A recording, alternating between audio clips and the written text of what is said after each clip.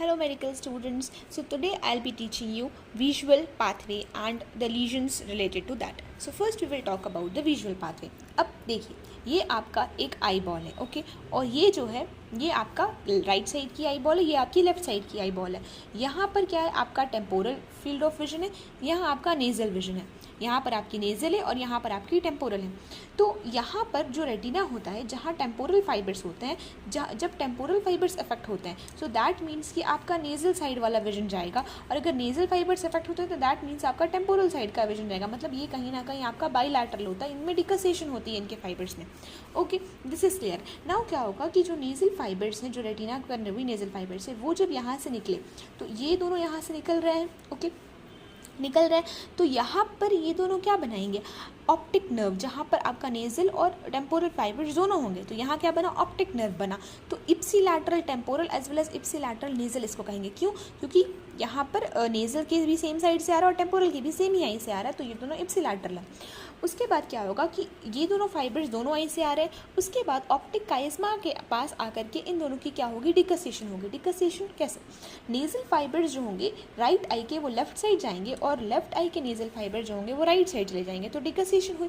अब ये जो डिकसेशन हुई ये सिर्फ नेजल फाइबर्स की हुई, टेम्पोरल की नहीं हुई, वो as it is same side से चले जाएंगे. तो हम यहाँ क्या कहेंगे कि जो ऑप्टिक काइस्मा है वहाँ पर क्या हुआ है, बाईलैटरल नेजल हुआ है. मतलब बाईलैटरली नेजल फाइबर्स जो है उन्होंने डिकसेशन किया है. ओके, उसके बाद जब हम वापस से नीचे आते हैं तो हमें दिखता है ऑप्टिक ट्रैक्ट. अब ऑप्टिक ट्रैक्ट में क्या होता है, तो जो हमारे पास ऑप्टिक ट्रैक्ट होता है उसमें क्या होता है कि हमारे पास जो नेजल के फाइबर्स आए वो तो आपके डिकसेट हुए थे ऑप्टिक काइस्मा पर, तो वहाँ पर आपके नेजल के जो फाइबर्स होंगे वो तो आपके कॉन्ट्रालैटरल नेजल फाइबर्स होंगे. इसे आप यहाँ पर बाईलैटरल नहीं कह सकते क्योंकि यहाँ पर डिकसेशन थोड़ी हुआ है. डिकसेशन जहाँ होगा वहाँ बाईलैटरल, बट यहाँ तो फाइबर आ चुके हैं ना, तो अब ये कॉन्ट्रालैटरल हो गया.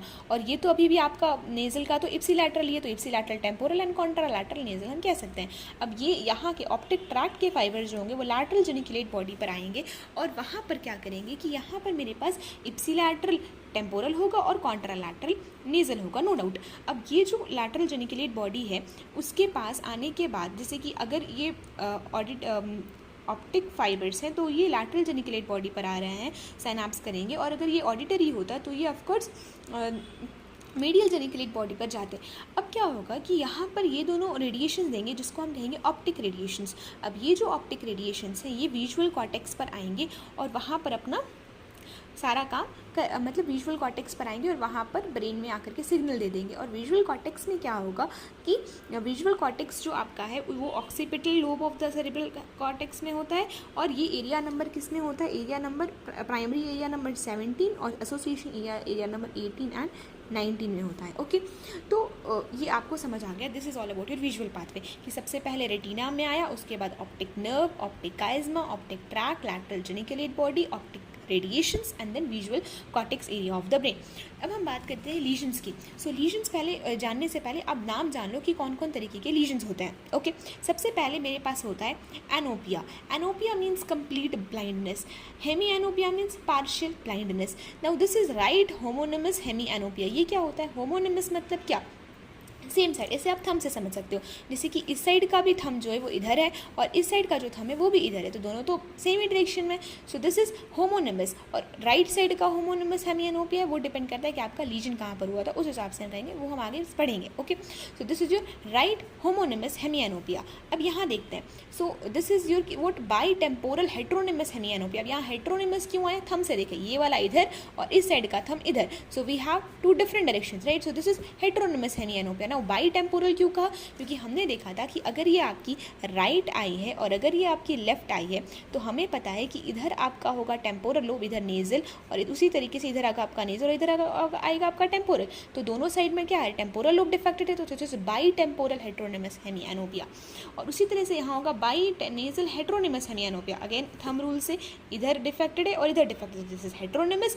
एंड अगेन हमने पढ़ा है कि ये आपका लेफ्ट आई है और ये अगर आपका राइट आई है तो of course this is your nasal, this is your temporal and this is your temporal and this is your nasal. So दोनों type nasal defect binasal heteronymous हेमिएनोपिया.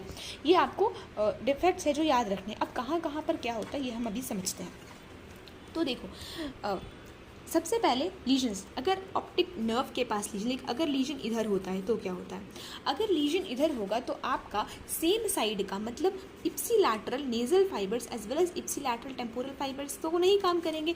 तो आपकी क्या होगी, जिस साइड मान लेते हैं हम, मेरा राइट आई डिफेक्ट हो रहा है, इस केस में राइट आई का डिफेक्ट है, तो राइट साइड का कंप्लीट एनोपिया हो जाएगा, complete blindness for the right I, but आपकी लेफ्ट आई बची रहेगी क्योंकि वहाँ तो कुछ नहीं हुआ है, तो वो अभी सेफ है, आपकी left eye will be safe. Okay, so left eye में क्या हुआ कि आपका एनोपिया होगा और राइट आई आपका परफेक्ट होगा। ओके, नाउ हम बात करते हैं अगर ऑप्टिक काइज़मा पे कुछ भी होता है तो, लाइक अगर हम बात करें कि अगर ऑप्टिक काइज़मा पे कुछ भी होता है तो उस केस में क्या होता है, ऑप्टिक काइज़मा में अगर लीजन है तो क्या होगा, तो व्हाट विल हैपन इज़ कि ऑप्टिक काइज़मा में डिकसेशन हो रहा है आपके नेज़ल फाइबर्स का, तो ऑफकोर्स क्या होगा कि दोनों ही साइड में नेज़ल फाइबर्स का जो आपका हेमी एनोपिया देखने को, तो आपका नेज़ल फाइबर्स यहाँ इफेक्ट हो रहे हैं, लेकिन हमने देखा है कि जब नेज़ल फाइबर्स का इफेक्ट होता है तो उसका, क्योंकि अपर साइड में यहाँ पर डिकसेशन है तो आपका टेम्पोरल लोब इफेक्ट होगा।